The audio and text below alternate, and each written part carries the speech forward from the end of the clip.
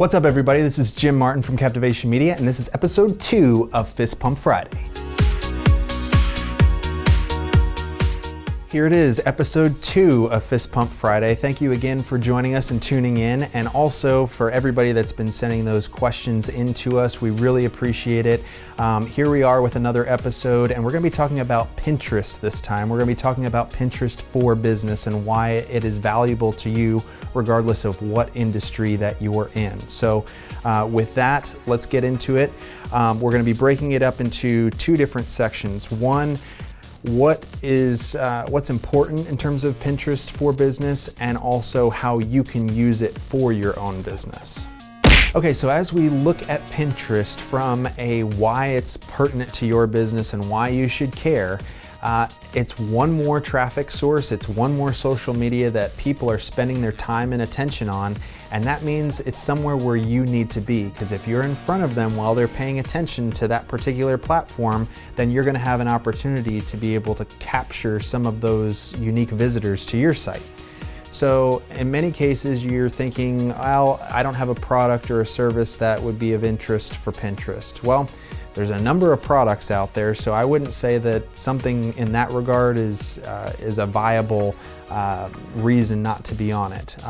People that think that they are only a service-based business and they don't have something that they can put out that's viable there, consider doing a blog post and accompanying that with maybe an infographic that breaks down a complex problem. Those are the types of things that people are able to share out on that platform. It's very visual that way. But then there's that link back to your existing site, which then showcases more of your talents as a subject matter expert. So that's really big. As it relates to other types of industries, nonprofits, things of that nature, think about your donor base. Think about the individuals that you're looking to attract. What things are of most interest to them, and trying to post out to those particular venues and interests that you can through that kind of a source. A lot of colleges will do this actually when it comes to Pinterest, where kids that are signing up to go to a state college, for instance, you'll see that one of their Pinterest boards might be how to decorate their dorm room. So there's a number of different ways in which you can connect your brand to individuals that might be interested.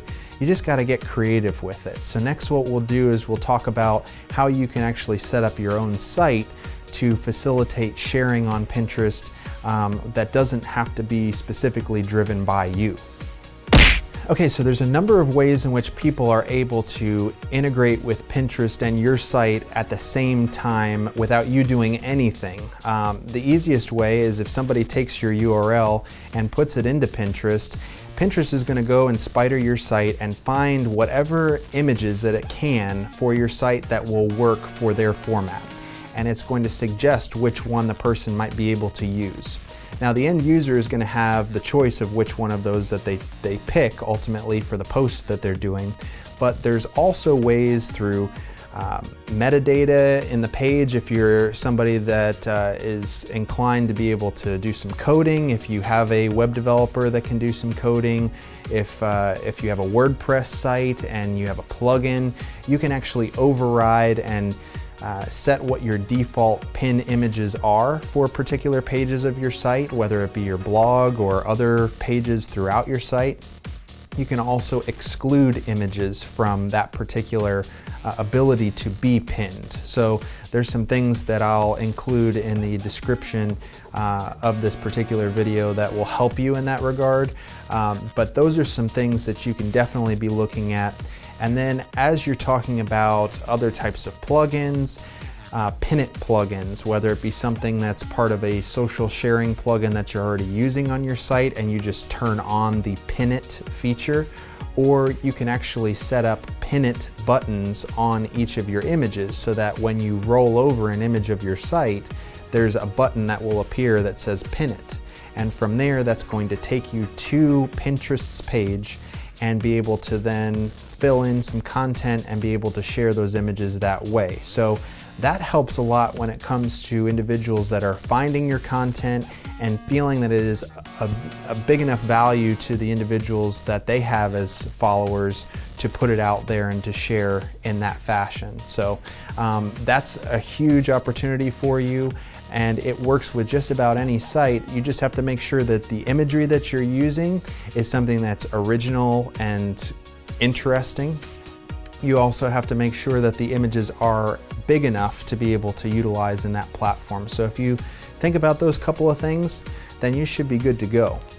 So thanks again for joining us, episode 2 of Fist Pump Friday. I hope that this was of value to you. Again, what we need from you is to continue to send that information back to us. Send those questions in at pump@captivationmedia.com, or you can hit us up at our new archive site that we have set up, which is fistpumpfriday.io, which will have all of our past episodes as well as all of our past weekly emails that are sending out. They're going to be shot up there as well. So you can check out all of our legacy stuff, but also you have the ability to send us questions right through there. So I hope that you utilize Pinterest as a platform. I hope that you write back to us and tell us how you're utilizing it, what's working well for you, and have a great rest of your month, and we will see you again next month.